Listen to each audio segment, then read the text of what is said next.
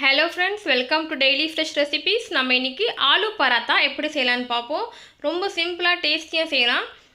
இந்த வீடியோ ஃபுல்லா ஸ்கிப் பண்ணாம பாருங்க.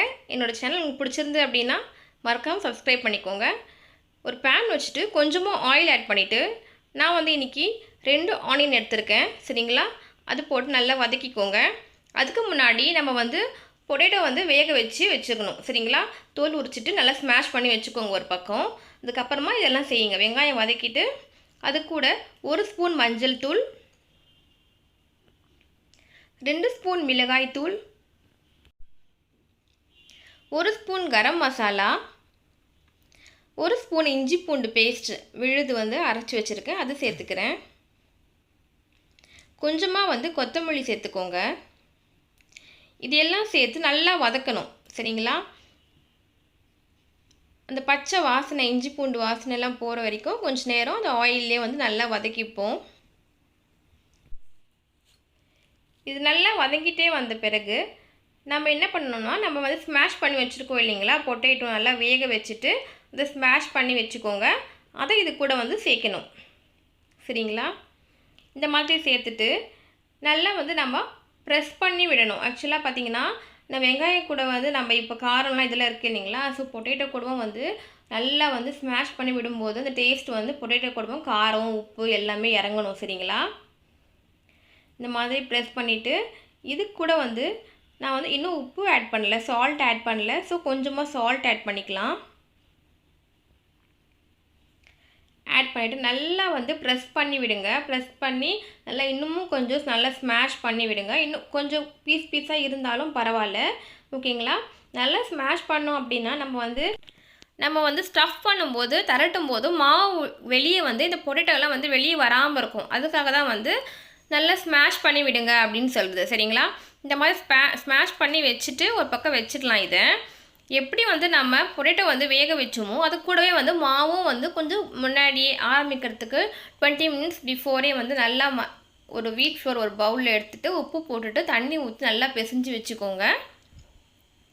15 மினிட்ஸ் கழிச்சு நம்ம வந்து ஆலு பராத்தா செஞ்சோம் அப்படினா நம்மளோட மாவு வந்து ஃப்ளோர் வந்து நல்லா சாஃப்ட்டா இருக்கும். சரிங்களா? அதுக்காக தான் இப்போ நல்லா ஸ்மாஷ் ஆயிட்டு கொஞ்ச நேரம் ஸ்டவ்லயே வெச்சிட்டேன்.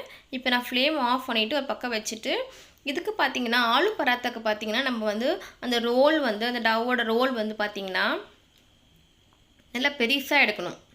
நார்மலா எப்பவுமே நம்ம சப்பாத்தி செய்யும்போது எடுப்போம் இல்லீங்களா? அந்த மாதிரிலாம் இல்லாம கொஞ்சம் பெரிய சைஸா எடுத்துக்கோங்க. அப்பதான் நமக்கு ஸ்டஃப் பண்ணதுக்கு வாட்டமா இருக்கும். இந்த மாதிரி ரெண்டு பக்கமும் திருப்பி பிரஸ் பண்ணிட்டு ரொம்ப பெருசா பிரஸ் தரட்டணும் அப்படி கிடையாது. இந்த சைஸ் தரட்டிட்டு கொஞ்சமா வந்து நான் ஸ்டஃப் பண்ணிக்கிறேன். இது உள்ள வெச்சிட்டு நாலு பக்கமும் வந்து இந்த மாதிரி புடிச்சு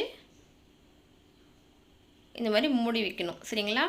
டைட்டா இப்படி பண்ணும்போது நமக்கு எக்ஸ்ட்ரா மாவு வெளியே வருது இல்லீங்களா? அது நான் எடுத்துறேன். அப்பதான் நமக்கு வந்து ஈவனா வந்து ஸ்ப்ரெட் ஆகும். அதிகமா மாவு நமக்கு தேவையில்லை. இது வந்து நல்லா க்ளோஸ் பண்ணி விட்டுட்டு திருப்பி வெச்சிருங்க. மேல் பக்கம் தரட்டக்கூடாது, திருப்பிடணும். சரிங்களா? திருப்பி வெச்சிட்டு இங்க தான் தரட்டணும். எக்ஸ்ட்ரா மாவு நம்ம எடுத்தாதான் நம்மளோட ஸ்டஃபிங் வந்து ஈவனா ஸ்ப்ரெட் ஆகும். அதுக்காக தான் நம்ம அந்த மாவு எடுக்கிறோம். நம்ம இந்த மாதிரி தரட்டிட்டே வருவோம். இது பாத்தீங்கன்னா கொஞ்சம் சாஃப்ட்டா மெதுவா தரட்டுங்க. ரொம்ப பிரஸ் பண்ணி அழுத்தி தரட்டணும்னா வெளியே வந்துரும் நம்மளோட ஸ்டஃபிங். சோ சாஃப்ட்டா கொஞ்சம் கொஞ்சமா தரட்டுங்க. ரொம்ப அழுத்த வேண்டாம். சரிங்களா? நம்ம திருப்பி வைக்கணுமே கண்டி திருப்பி போட்டு தரட்டக்கூடாது. ஃப்ரண்ட் சைடு மட்டுமே தான் தரட்டணும். சரிங்களா? கொஞ்சம் வெளியே வந்தாலும் பரவாயில்ல. இப்போ நமக்கு வரல. கொஞ்சம் திக்கா இருந்தாலும் நல்லா தான் இருக்கும். உங்களுக்கு ஸ்டஃபிங் வெளியே வரல அப்படின்னா மெலிசாவும் செய்யலாம். சரிங்களா? இந்த மாதிரி தரட்டிட்டு நல்லா pan வந்து காய வச்சுக்கோங்க ஒரு பக்கம். pan நல்லா காஞ்ச பிறகு நம்ம தரட்டினதை எடுத்து அதில் வச்சிடணும். சரிங்களா?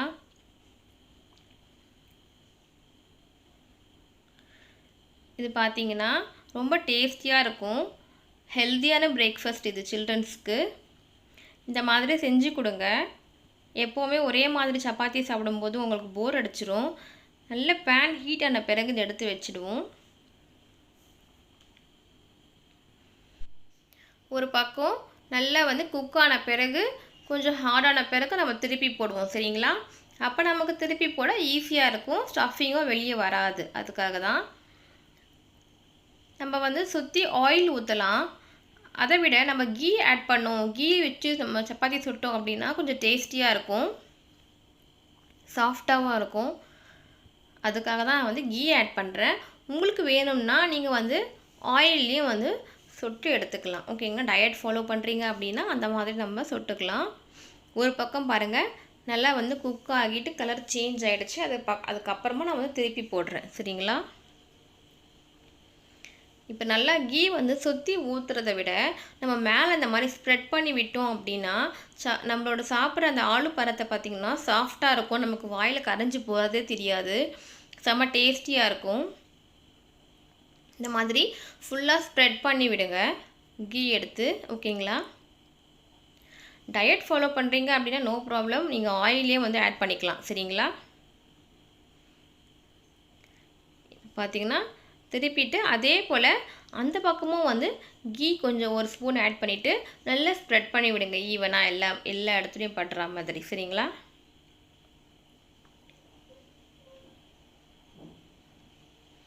அப்போ நமக்கு எப்போவுமே வந்து ஈவினிங் வரைக்கும் நமக்கு வந்து சாஃப்டாகவே இருக்கும் சுட்டு வச்சுட்டா கூட. அதுக்காக தான் கீ ஆட் பண்ணுறது, கொஞ்சம் ஹார்டாலாம் ஆகாது சரிங்களா, டேஸ்ட்டும் கூட கொடுக்கும்.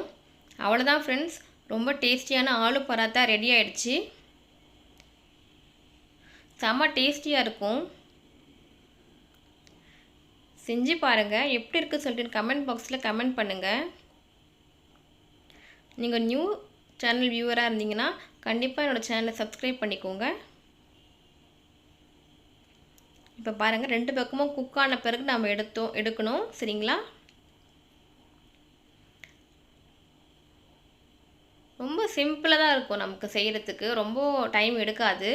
ஜஸ்ட் நமக்கு வந்து பொட்டேட்டோ வேக வைக்கிற டைம் தான் எடுக்கும், அது ஒரு டைம் எடுக்கும். மற்றபடி செய்கிறது குக்கிங் டைமுன்னு பார்த்தீங்கன்னா கொஞ்சம் நேரம் தான் ஓகேங்களா. 10 மினிட்ஸில் நம்ம செஞ்சு முடிச்சிடலாம். ஈஸியான பிரேக்ஃபாஸ்ட்டு, ஹெல்த்தியான பிரேக்ஃபாஸ்ட் இது. வாவ் ப்ளீஸ், எனக்கு இப்போவே சாப்பிடணும் போல் இருக்குது. இங்கே பாருங்கள் கீ ஊற்றினோம்னே எப்படி ஷைனிங்காக இருக்குது, வாசனையாக இருக்குது. கண்டிப்பாக செஞ்சு பாருங்கள், சாப்பிட்டு பாருங்கள், எப்படி இருக்குது சொல்லிட்டு கமெண்ட் பாக்ஸில் கமெண்ட் பண்ணுங்கள். நம்ம இது கூட வந்து ரைத்தா வச்சு சாப்பிடலாம் ஓகேங்களா.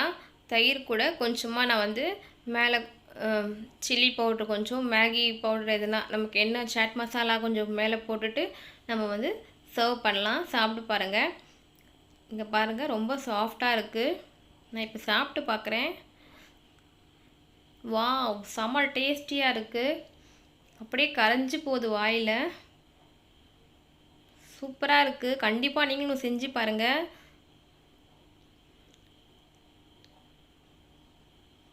வாவ், அப்படியே பார்க்கவே சாப்பிடணும் போல் இருக்குது. தேங்க்ஸ் ஃபார் வாட்சிங் my dear friends. If you like my channel please subscribe. Thank you.